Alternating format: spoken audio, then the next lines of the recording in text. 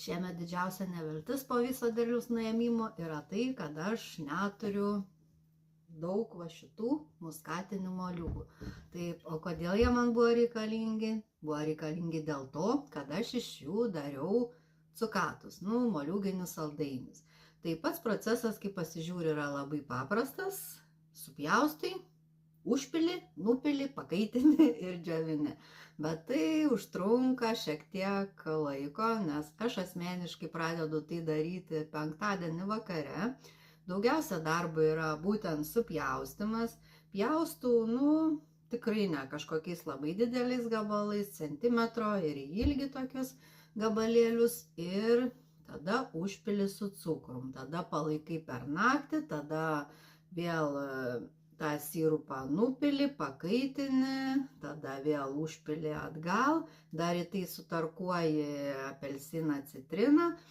Su tais visais dar paragauji, mažuką gal dar rūgštelės kokios reikia ir vėl užpili, laikai, vėl per naktį ir tada jau ryte kaitini iki, sakykime, kaitini kokias 7 minutės ir tada jau atvėsinus dedi džiovyklę ir džiovini vėl 10-12 valandų.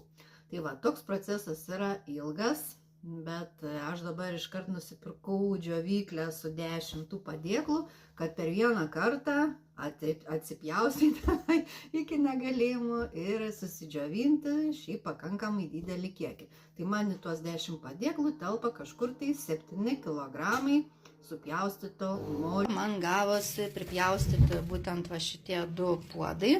Tai buvo iki viršaus ir ant šitokio kiekio aš pyliau beveik 2 kg cukraus.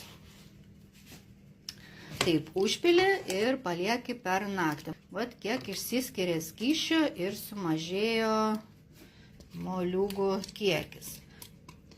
Dabar tą skystį nupilsiu. Paimsiu kokias 3 citrinas, 3 apelsinus, kuo daugiau įdėsite, tuo bus skaniau. Nutarkuoju žievelę ir citrinai ir apelsinai, išspaudžiu ir supili atgal į tą sirupą. Tada tą sirupą užverdi ir užpili atgal ant tų gabalėlių ir vėl palieka per naktį. Kaip ir sakiau anksčiau, tada ryte pakaitini, plius minus 5-7 minutės, kad tie moliūgai neištištų. Tada nupili tą sirupą, tada juos atvėsini ir atvėsintus jau dedi į džiovyklę. Ir džiovini 10-12 valandų 45 laipsnių temperatūroje. Tik tai dar vienas toks niuansas, atrodo džiovini ir vis tiek jie kažkokie yra neišdžiūvę. Ir esu pernai tai pasidarius, pasididinu ir karštį, ir dar laiką užsistačiau. Ir gavos, kad kai jau jie tipo išdžiūvę, juos pasidedi, jie sukietėja. Tai dabar taip darau, atrodo, kad dar pilnai neišdžiūvęs, bet viskas išjungiu ir palieku. Ir būna jie tokie minkšti. Tai vat, bandykit, darykit, receptų yra daug. Pas mane receptas su cukrum, galite ten daryti su obuolių sultim, galite ten, nežinau, darykite su ko norite, bet pasirinkite vieną variantą. Dar yra daroma su vyno tais prieskoniais. Tai jie gaunas tokie kalėdiniai, bet pas mane šitie nepaėjo. Ir man asmeniškai jie nepatiko, bet yra žmonių, kuriems labai patinka. Tai irgi pabandykite tai, pabandykite kitai, pabandykite įdėkite uogų, pabandykite supjaustyti apelsinus, citrinas.